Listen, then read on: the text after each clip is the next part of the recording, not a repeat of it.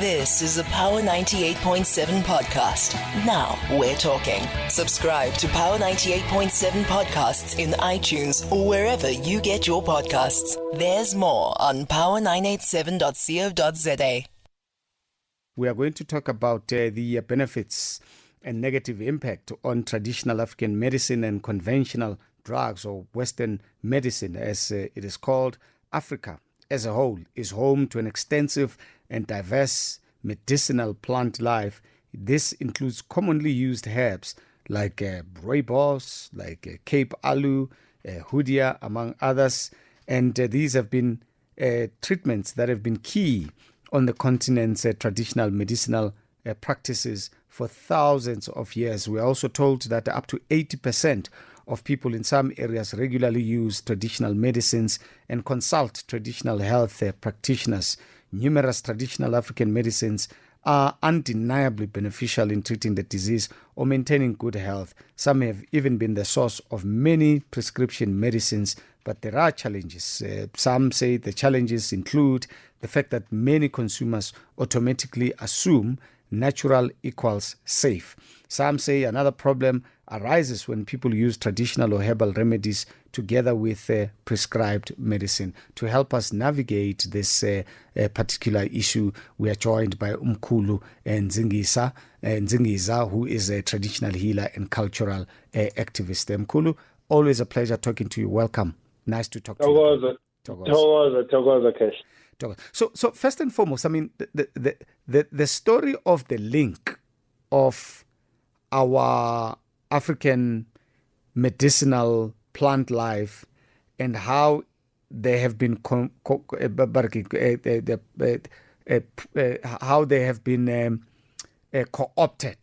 into what we call Western medicines is a story that has not been told fully, isn't it? Yes, it is. I wouldn't say they have been co-opted. African, herbal medicines are the foundation of Western medicine.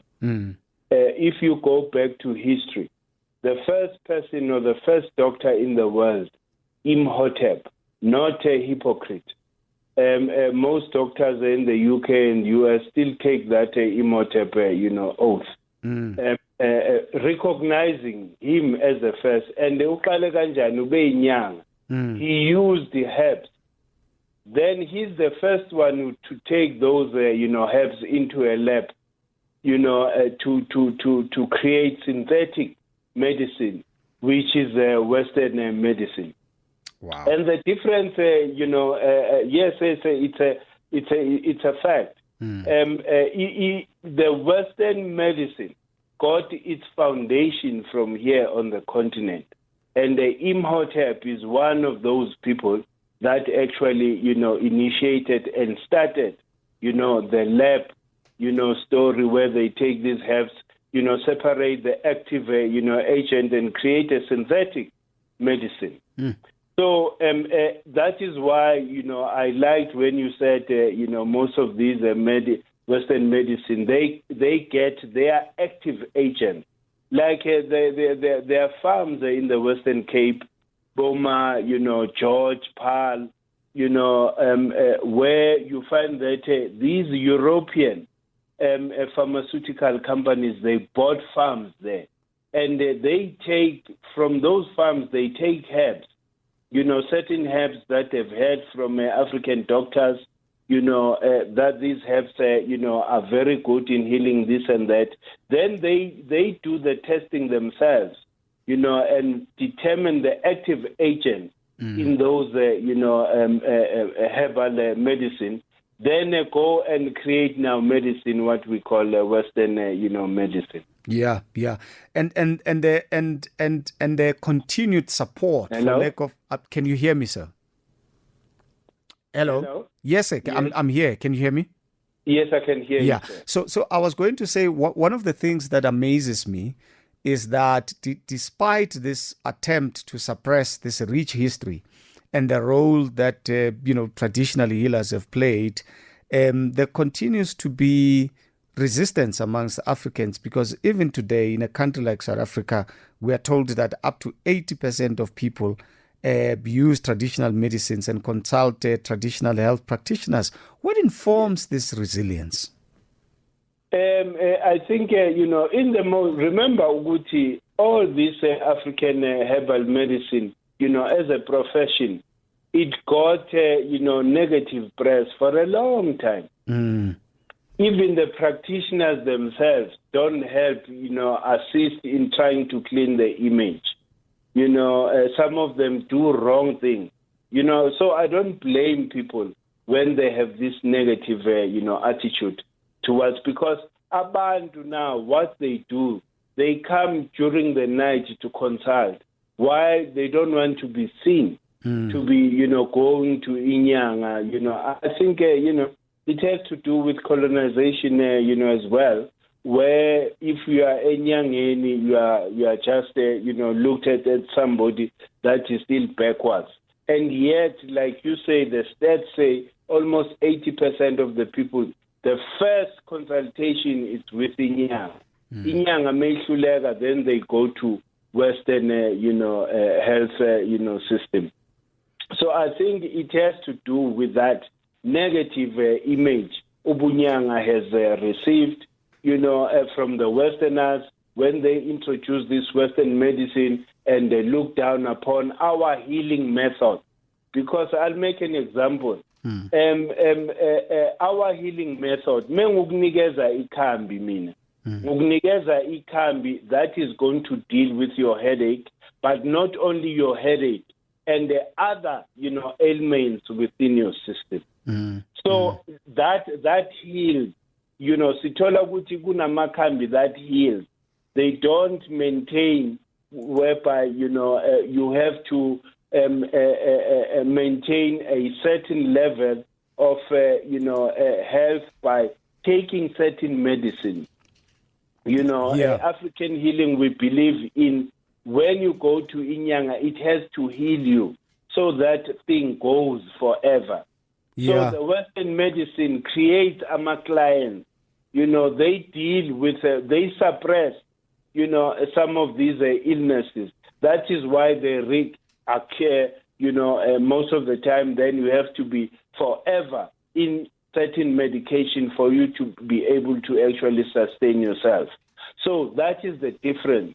According to, the true indigenous healing people, that is why you will find that in the past, Inyanga would specialize on certain, aspects of healing. I would whereby every disease he can treat. He will tell you, no, when you want medicine for amatambo, I don't deal namatambo mina. Mhlambe ngidila with certain ailments in the body. Then they refer you a specialist amatambo in that village and say, that guy is a specialist, emathanjeni, so ngizokuthumela kuye. So that has changed. Ufike enyangeni manje inyanga thola ukuthi itshela ukuthi ngalapha anything. It's not possible because there's so much knowledge that you have to gain for you to be able to claim that you can heal anything. That is why people in the past, they will specialize in certain ailments. No, mina, I'm going to, focus on this, and anybody in the village that has this problem. And I've tested it within myself because I have to take this medicine first. Ngizwe ukuthi ihamba kanjani in the system before I then prescribe it to any other person. Yeah, and what I also find amazing that we often don't speak about is that these capabilities were not limited to person, but even with animals as well. I mean, there's a German chap who says that when he was very young, they used to have a pig farm somewhere in the Northern Cape, if I'm not mistaken. Yes. And he says that, animals, particularly after they were born, when they have a running tummy, most of them don't survive. They die. And he says there was this chap that they hired to look after these piglets, who was a traditional healer, who had a combination that nobody even today did not know, not even his son, because his son apparently was not even interested in healing because he kept on doing the wrong things. And he was saying, even to this day, he doesn't know what this chap was using. So that capability as well, permeated even in the animal kingdom. Oh no, certainly. It did, because there are certain herbs that you give, like inkomo, the cows. Even for fertility, where somebody will tell you, no, I give my goats, this type of herb, and they produce, or procreate, so much. Abantwana by 8 into ezinjalo. So there are certain herbs that are used even today in rural areas. The old people still have that knowledge. Yeah. That is why you'll find that umnumzana othize, certain men, unesibaya esigcwele inkomo, imbuzi, zonke lezo zinto. And those animals, don't, get sick that much because they are fed these herbs. So they are not only for human beings, but for animals, that we care for, in our homesteads, yes. To what extent, though, are we still taking our environment seriously? Because this is the same environment that produces these medicinal products. Makaya, they still, take it very seriously. It's only here in urban areas where there's so much pollution, that affects even, what these animals, eat. But Emakaya, because of, pollution is lesser than here in urban areas. You'll find that if they are not affected by drought, those animals, survive, for a long time. So I think, in rural South Africa, at least there's that preservation. Even, when I can't go and, nyoka umuthi esihlahleni esithize ngacelanga. I have to request permission, from the ancestors and that tree, because that tree is an ancestor as well. Yeah. And make sure that I don't dig and leave a hole there. I have to make sure that I dig and, close, so that tree, I don't destroy it.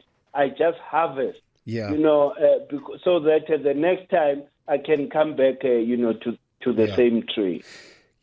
What I also find is that, people like myself who grew up in the townships, we are, I don't want to use the word ignorant, but we live around medicine and we don't know, There's a neighbor of mine who's a healer, and he says, you see that tree, that bubblegum tree, it does this, that, and the other. You see this plant, when you have a toothache, you just, mix it with water, let the water cool off, and you just gargle in the problematic area, then you will be fine. And all of these things are here in the townships, in Vosloorus. Hello? And what I'm saying is that all of those, trees and plants are just around us, and we don't know. How do we get to the level where we are aware of our environments, particularly when it comes to these medicinal trees and plants? I think it all depends on the keepers of knowledge in the community. I'll make an example. When we grew up, Tina, you were going to a doctor, when the illness is very serious, but to treat the symptom. My mother, and father, they had a garden of, herbs, where you just go like umhlonyana. There was no house even here in Soweto that didn't have umhlonyana. Umhlonyana was in every home. You could never buy umhlonyana, even today. I find it strange for me to be buying umhlonyana, because umhlonyana was available in each and every yard. So, Mama Betu, Tina, were very fortunate because they had this knowledge, So, their passing left a gap now. Yeah. Whereby their children, they were not interested in learning and, keep that tradition to actually. Because what we do now, sesifake paving angithi kehla la emakhaya. Yes. So Yes. there's no chance and opportunity for you to be even interested in growing such things, because you've already spent so much money putting this paving, and that deprives you of the, some of the primarily health, medicines that you, before you even consult a doctor. You remind me of something very important. I mean, as a country, we are struggling with the issues of obesity right now. Mm-hmm. And I remember when we grew up, we used to have these trees, Nedinali di Fei. I don't know what that is in Zulu. Yes. We used to call it, because I'm told that the Feias were very good in terms of weight regulation as well. As a slimming type of a fruit, very good. As well. But the last time I saw a tree like that was probably 15, 20 years ago, so to speak. But almost each and every house had a tree like that. So I think it's just us knowing what purpose do we derive from some of these fruit trees and these herbs, which was not something that we were not accustomed to. And apparently as well, this passing of information from one to another is also not as simple as that. It takes a particular circumstance, apparently, for that knowledge to be passed on, so to speak, isn't it? Yes, that is so true. Today, a lot of people are completely, dependent on the Western, medicine. I get a flu, then immediately I go to the doctor or the chemist to get medicine. But before, it wasn't like that. Like I say, that, you have to develop that interest yourself for you to be able to pass it on to your children. Like we both agree, a lot of children have no interest. It's sign of the times. There was a time whereby people had to do that because there was no other option. Yeah. There was no clinic nearby. Yeah. So the chances of you getting assistance from Western medicine, they were very slim. Yeah. So people dependent on their environment. Yeah. And another thing, Wenakesh, is that what we don't know as African people, Tina, the medicine that we take, it should be different from the medicine that Western people take. Why? Because we have a lot concentration of what is called carbon, but popularly known as melanin, as African people. So our medicine should be designed to serve, that there is a difference.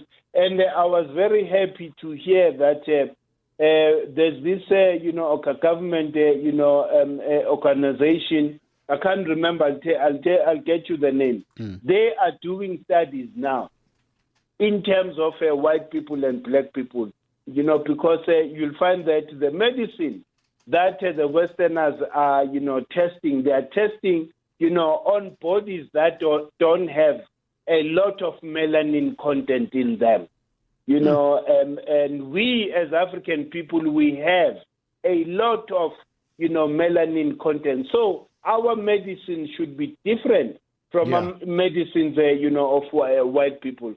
So, but that work, CSIR. CSIR, I think, yes.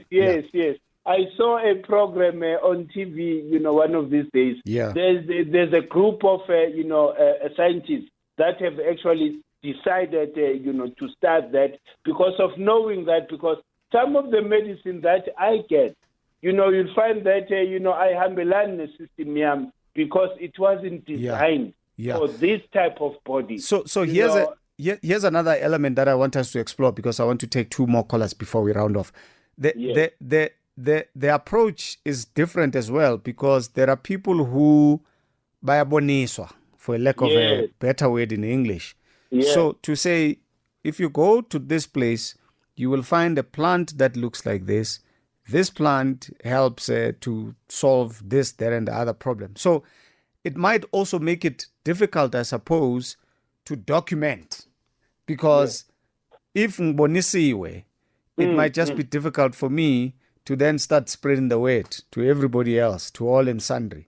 Because, traditional healers want to be famous as well, because you do have famous ones to say, if you go to that one, you'll come all right, type of a thing. To what extent does that also play a role? It does, I fully agree with you. Yes. Two people who have, almost, similar ailment. I might give them, two different, combination of, herbs. Why? Because mengene endumbeni umoya wami uthe hlanganisa lena unike lo. And I might not repeat that, when somebody else comes, because ngilalela umoya ukuthi umoya uthini at the time. If umoya says no, just iyalaphe lentuzeni ngaphandle umnikeze lo muntu lo ukhwelapha lo atshani lo obulapha ngasekhoneni umnikeze lo muntu uzophila. And I do that, lo muntu aphile. So uyabona ke ukuthi it's not, akusi into ukuthi it can be standardized, because you are assisted by this spirit, this unseen force, in your healing, purposes. Very interesting. Let me go to the calls. Maluka and Hammanskraal, good evening. Yes, sir. Good evening, sir. Hey, how's it, bro? Sharp, who's it, boss? Please go for it. Okay, bro. I would like to add, Thokoza Kesh. Thokoza Kesh. I would like to add on what you guys are talking about, man. We are taking ourselves for granted as Africans. I would like to start by saying that I was on my way to hospital, then someone just asked me, why would you whatever? And then he just told me, no, go back home with the Matagala Amurula, boil, and then how Tapaman over the Nigeria. Guess what? Lino Lela Litin Peter, painless. Azanga Azanga Kaya. Are Matagalaing? Wana Murula, Sarka Murula. Yeah. Matapi ate ngamukutu. Oh, I see. Matapi akutu amurula. Yeah. Wa boila. Then out happen no could be how or a fresh. Then where is the metal as Urin Kakamita fresh? I see. All right. Metal iron, the lava and then like lava. Okay, bro. I got you. So he says we take ourselves for granted. Let me go to Miasha before you respond, sir. Miasha, good evening. TK, evening. Fantastic. Great show. And Kesha, Thokoza. Thokoza, Kesh. Okay.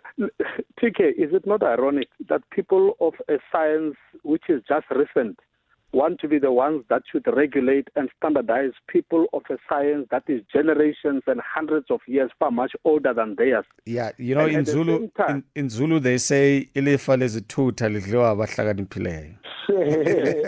And at the same time, at the same time, the same people in that context of saying they want to regulate and standardize it, there's a pretext of saying come and we sit down and we discuss and you do your science and then I'll regulate it, while at the same time they are stealing that knowledge, using it the other way, and coming to resell it to us. Now, passing that one, I want to say to Kesha, I have realized this. If you travel, if you want to understand African medicine, which I've confessed that I use it, TK to you, you travel to places like South and Central America, even among the native people in the Americas. In places like Brazil, there are people who use African medicine, that knowledge they've traveled with and they've kept for more than 400 years. You go to places like Haiti, there are people who are being consulted to use and who use African medicine. Even in the U.S., not places like Peru or Chile in South and Central America, among the native communities, they still, even today, use and self-medicate with medicine which is similar to African medicine. I want to say, if we had a serious government, our people were going to be sponsored, where they make a combination and go and see the similarities. How does someone 10,000 miles away from us still use the same medicine for the same reason and it works the same way. That's science. That if you are a serious government, you have to question this same science. People who never met, there was no communication, there was no knowledge passed, like this is an aspirin, yet use the same thing for the same reason, and it works even till today. Yeah, That's and you don't ask us. We don't ask ourselves why the people in Kalahari don't have hospitals, and they are very healthy. That's true. That's true. Anyway, That's true. how do you sum up the calls as we round off, Mkhulu? Okay, we are gonna, the last caller. Let me start with the last caller. I truly and fully agree, no cash. Inkinga yethu ukuthi sibuswa abantu abarong no cash.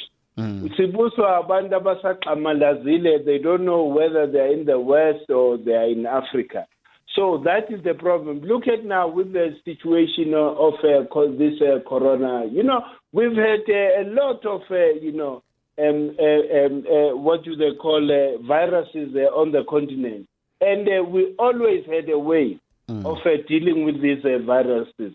So what the president was supposed to do, because it's a national crisis, you have to depend on your own people first before you ask outside. He should have called Inyang and said, please, ngicela nihlanganise something, whatever, eseniyaziyo ukuthi yasebenza, sizame ukuyitesta siyibone ukuthi singayibeka kweliphi izinga. Look at the Chinese, Cash. The Chinese have actually, taken their traditional medicine to a very, very higher, stage. Apparently the market is also quite huge as well. Yeah, we are buying traditional, Chinese herbs here in South Africa. They've supported, their traditional healers. So it's all about the political will, of the people who run you.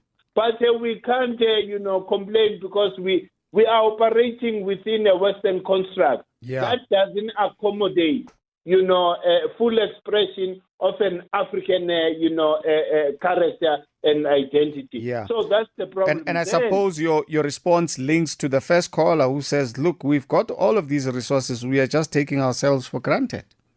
Oh, no, certainly. Ukhuluma marula tree. Tina siwubiza umganu.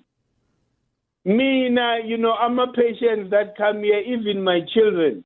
Umganu deals with the symptoms of the flu. Once uqalwa flu ingakabi strong, uthatha umganu, you will never be sick again. Hey, so, lento ayishoyo ngiyayiconfirma the healing properties of marula tree. So, and there are so many herbs and trees and, roots and bark that nature is our hospital, Kesha. Nature is our hospital. All we have to do is to decolonize so that we start believing in ourselves as African people. We have so much knowledge, to impart to the rest of the world, because this Western medicine, what happened? Because it lives in the side effect, then the next thing, that person is never the same again. You see? Yeah. Hey, and when you come here, depressed, I'll make an example. Issue esibongo. Thola ukuthi ingane izalelwe outside of marriage. Manje ke kunempi yombango phezu kwalengane. Abelungu bathi bipolar. And thina si-resolve kalula lento, siyabuza ukuthi ubaba nomama bebeshadile bebengashadanga, ubaba uhlawulile akahlawulanga, asiqaleni lapho siyokhulula lawo mafini. Ingane iphile wena Khehla. So the approach here in terms of healing is completely different. And into engizwisa ubuhlungu ukuthi this is our country, this is our continent, but manje mele silokho sincenga to fully express ourselves. Kuyoze kube nini? Because if singayilungisi lento, it's affecting generations to come. Nabo bazohamba la emhlabeni bacomplaina njengathi. Sad indeed. That's the problem, Ken. Mkhulu, thank you so much for your time. As always, massive pleasure talking to you, and thank you for educating us about the history of healing in this world. Thank you so much. No, Thokoza. Mkhulu Nsingiza, they're talking to us about traditional, medicine. You've been listening to a Power 98.7 podcast. For more podcasts, visit power987.co.za or subscribe wherever you get your podcasts.